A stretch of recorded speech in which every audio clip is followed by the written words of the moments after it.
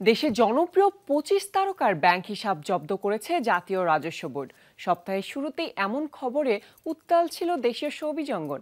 এরপর ঢালিউড সুপারস্টার শাকিব খানের হলিউড অভিষেক, ওপার বাংলার সিনেমা থেকে তাসনিয়া ফারিনের ছিটকে যাওয়া আর সামাজিক মাধ্যমে দুই জনপ্রিয় সঙ্গীত শিল্পীর বাকযুদ্ধ নিয়েই দর্শক আগ্রহ যেন ছিল তুঙ্গে।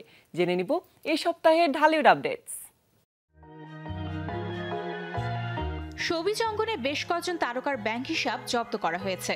সে তালিকায় আছেন ঢাকাই সিনেমার প্রিয়দর্শিনী অভিনেত্রী মৌসুমী ও অভিনেতা বাপ্পারাজ, নতুন প্রজন্মের নুসরাত ফারিয়া, সাবিলা নূর সহ নাম রয়েছে মোট ২৫ জনের। জানা গেছে সময় মতো কর পরিশোধ না করায় এই সিদ্ধান্ত নিয়েছে এনবিআর। তবে এই তালিকায় নাম নিয়ে সম্প্রতি নিজের অবস্থান পরিষ্কার করেছেন জনপ্রিয় অভিনেত্রী নুসরাত ইমরোজ তিশা। নুসরাত ইয়াসমিন তিশা নামের একজনকে ঘিরে ছড়ায় বিভ্রান্তি। সবসময় নিয়ম মেনে কর দিয়ে আসছেন বলে জানান নিজের ফেসবুক পেজে। ভবিষ্যতে তথ্য যাচাই করে সংবাদ প্রকাশ করার অনুরোধ করেন নন্দিত এই অভিনেত্রী। এদিকে এই ঈদে প্রেক্ষাগৃহে তাণ্ডব মুক্তির পর থেকে আলোচনা শুরু হয়েছে শাকিব খানের পরবর্তী সিনেমা নিয়ে। শোনা যাচ্ছে বরবাদ খ্যাত মেহেদী হাসান হৃদয় পরিচালনা করবেন শাকিবের পরের সিনেমা। আছে তাণ্ডব 2। এছাড়া MR9 সিনেমার পরিচালক আসিফ আকবরের নতুন হলিউড সিনেমায় অভিনয় করবেন শাকিব খান। অন্যদিকে গেল বছর থেকে ওপার বাংলার তারকা দেবের সুপারহিট সিনেমা প্রজাপতির সিকুয়েল প্রজাপতি 2 নিয়ে আলোচনা তুঙ্গে। অবশেষে জানা গেল জুলাই থেকে শুরু হচ্ছে শুটিং।